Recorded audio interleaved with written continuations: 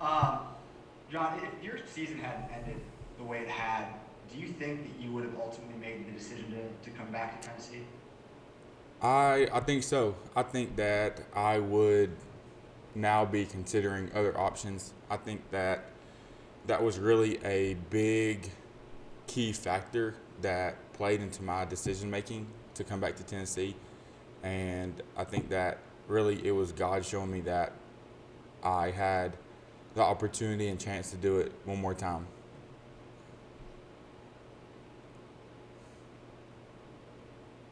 Folky, you mentioned, just to do it one more time. And what went through your mind when you made that decision? Up until about you post that video on Friday, what went through your mind, the process to make that decision?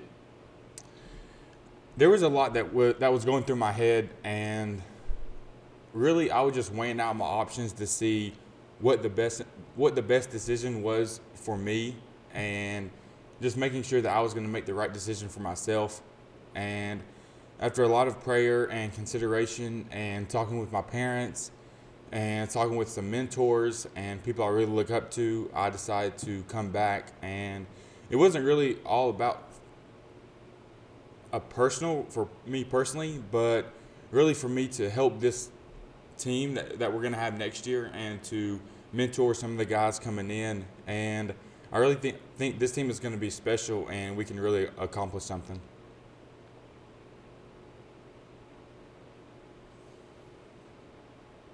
Go ahead, Rickerson. Hey, John. Good morning. Following up a little bit on what you just said, number one, how instrumental was your family, especially your mom and dad, in making this decision? And as a veteran player, obviously you're going to give it all, your all as an athlete, but do you see yourself maybe too as a player coach out there coming up next season? My parents were so supportive in this decision as they have been my whole life, and they were giving me some great guidance, some great tips and advice.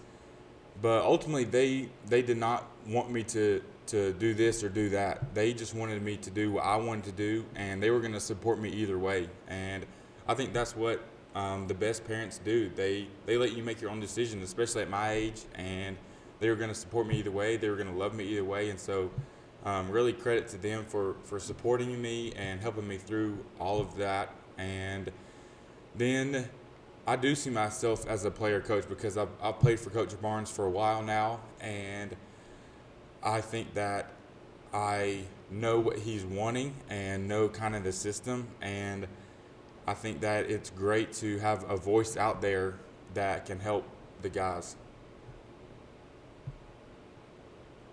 Go David Pascal, Brown Lewis, and Mike Wilson. Now, a question and a quick follow, if I could. When you consider the tears that you showed on senior day, the injury that you sustained in the SEC tournament, and then not being able to play in the NCAA tournament, that's a 2-week stretch that was a lot to inhale. How did you kind of decompress from all that, knowing that you still had this decision to make? You're right. That was I guess, a busy and jam-packed about 2 weeks. And so, really, after the season, once we got back, I went home for about a week and just kind of decompressed, like you said, and hung out with my family. I wasn't able to play basketball still, and so I was just hanging out with my family and chilling and spending time with them. And that's when I really had the opportunity to think about what I wanted my next steps to look like, and um, just what I wanted my future to look like as well. And as the quick follow, just kind of how are you doing now? If somebody asks, hey, John, let's play a pickup game after lunch, could you play? Of course, I would love to. I've been, we started spring practice maybe this is our fourth week, and so I've been going for 4 weeks now, and I feel fine. Everything is great, and I'm so excited to get back here in the summer with my new teammates. Thank you. John, speaking of new teammates, you've got a lot of them all of a sudden. And how much did the way that Coach Barnes was able to remake the roster specifically give you a lot of help in the paint last week impact your decision, or did it? Were you coming back no matter what, or that kind of invigorate you when you saw that you weren't going to have to deal with double teams every time down and get beat up like you did last year? I pretty much had my decision made before he started getting all those recruits. But when he was getting all those recruits, it really made me want to let you guys know and let this next team know that I was going to be on the team and I was going to do whatever I could do to help this team, and just how excited I was to play on this team. So I had my decision made up, but once we started getting all those recruits, it made me just so much more excited to let them know.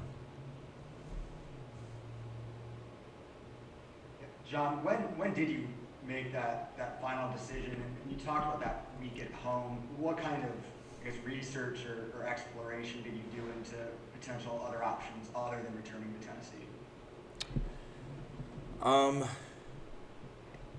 The decision came just the more I thought about it, the more I thought about the way I ended here at Tennessee. And I was talking to Bob Kessling last night, and I told him just my love for this university, and when I put on a Tennessee jersey for this community, for the city of Knoxville, I just didn't want to end it the way I did. And especially if I had the chance to do it again and finish on my terms, then I would love to do that, and I would love to go out how I want to go out. And so the more I thought about that, the more it got me excited to have the ability to return. And so during that week, I just talked with my parents and some mentors of mine and kind of entertained the fact that I potentially could come back. And after lots of talking and consideration, I decided to. Jimmy Himes and Jordan Kramer. On the CBS preseason poll had Tennessee 25th, and then it jumped to number 15 when you decided to come back. That's a pretty nice compliment, isn't it? I thought we should have been ranked number one. I'm just kidding. Honestly, I didn't see that. I probably won't see it. I don't really look at preseason rankings or rankings in general, but I guess thank you. I guess that's a good compliment. But like I said, I don't really look at the preseason rankings or rankings in general. And I don't know if you feel comfortable with this, and I know you're the kind of guy that doesn't want to make excuses. Did you have COVID, and did that affect your play this past season? I did have COVID, and I think that COVID affected a lot more than my play. I think that COVID affected a lot of people and a lot of different programs, and I think I can go as far as having the fans in the arena affected a lot of different programs, a lot of different people, players, and I think honestly one of the things for me is I think you guys know how much of an energy player I am and how much I love the fans, and I really like playing off the fans and their energy, and with them not being there, every team in this country had to create their own energy. And so I think not only for me, but for every team out there, COVID affected them, whether they had it or not. Personally, their stamina, their conditioning, the energy, things like that. So I think COVID all around affected this whole program, and that's what makes me so excited for next year, is for it to be somewhat of a more normal year and have. Well, I heard Mr. Danny White talk about last night that he wants Neyland packed full, and so I hope he can say the same about Thompson Bowling Arena, and so that makes me just so excited about next year and seeing what we can do. Thank you. Hey John, when the NCAA first presented this added year of eligibility, were you leaning one way or another, staying or going back then? And how much did it weigh on you throughout the season, kind of the impending decision that you would have to make? Right. Whenever this, I guess, rule or eligibility rule came out about staying one more year and this year not counting, I was actually in quarantine and Coach Barnes called me, and one of our assistants was like, "Are you coming back?" And I said, "No, like I've been here long enough. This is gonna be a great year." And I did not think for a single second that I would come back or that I was gonna return. But then, just at the end of the season, with all of the factors that played in, I guess that was a complete change of events.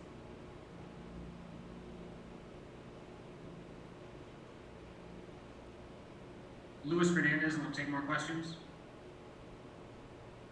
John, you mentioned the conversation you had with your family about this decision and also talking to a lot of mentors. Who were some of those mentors that you spoke with, and what was the feedback that you got from them during this process?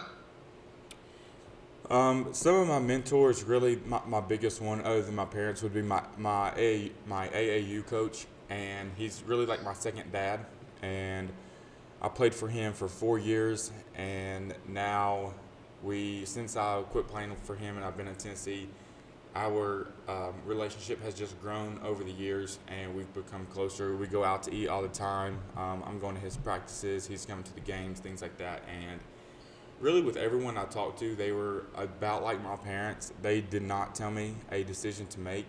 They gave me the pros and cons of each decision. They supported me, whichever one I was going to pick, and they just wanted me to do what made me the happiest and what I wanted to do. Mike Wilson, Rob Lewis, and Gustavo. John, with next year's team, what are the attributes or changes, I guess, from last year to next year that excite you most about the potential of that team?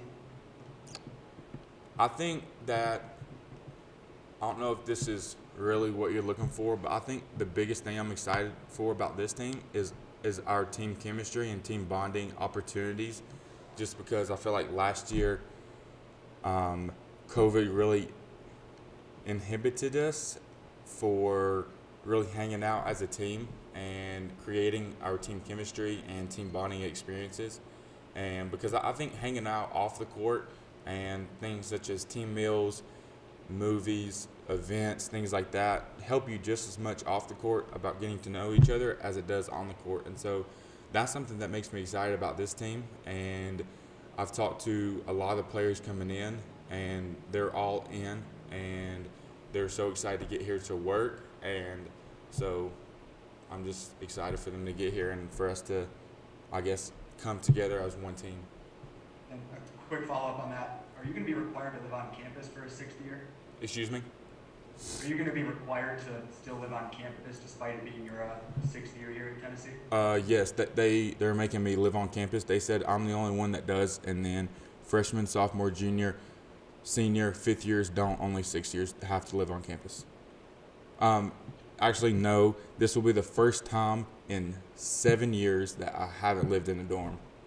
So I'm excited about that because I lived in the dorm in high school for 2 years and then 5 years at Tennessee. So that's another thing I'm very excited about is not living in a dorm.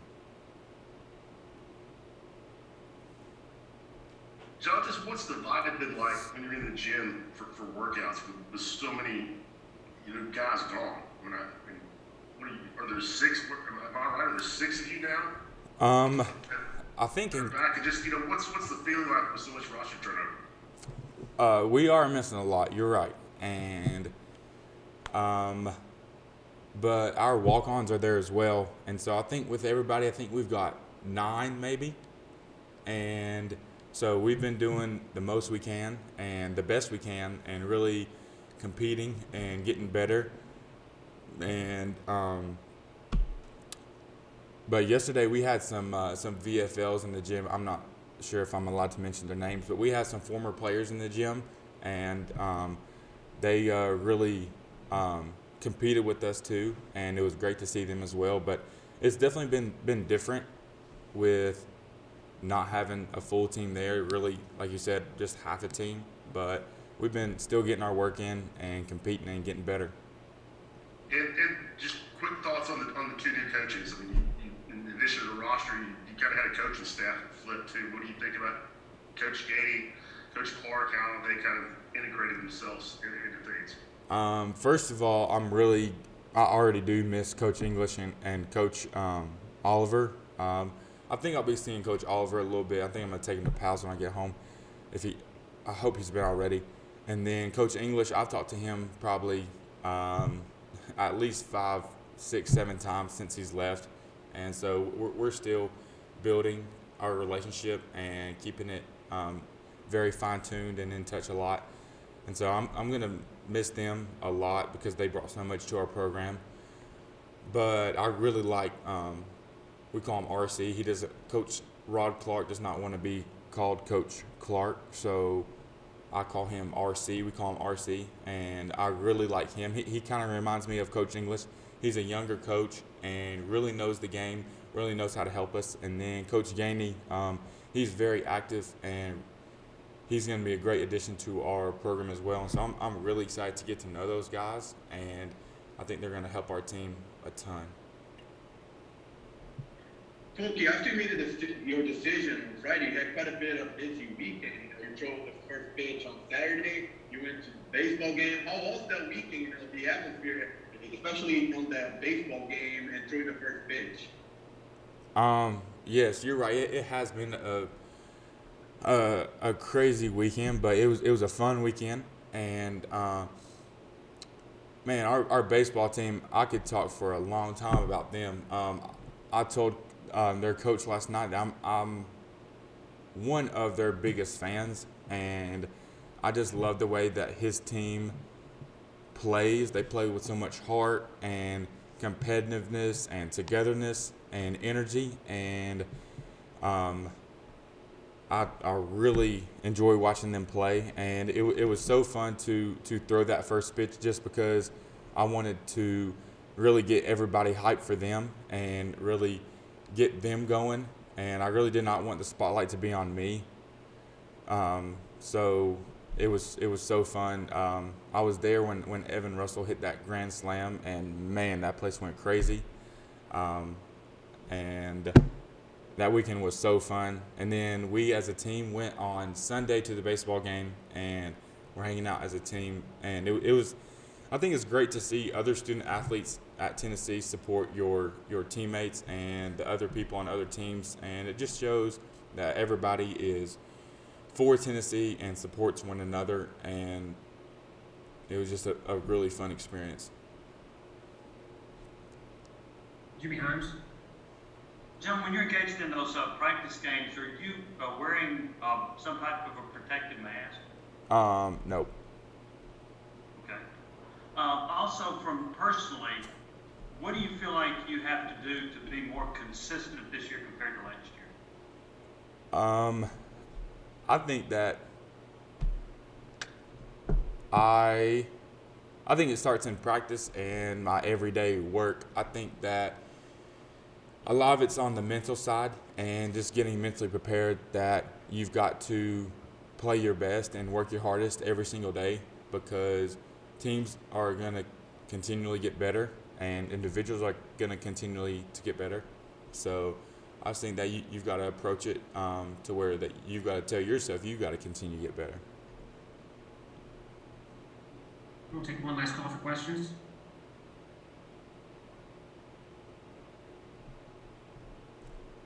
All right, John, appreciate it. Thank you, everybody.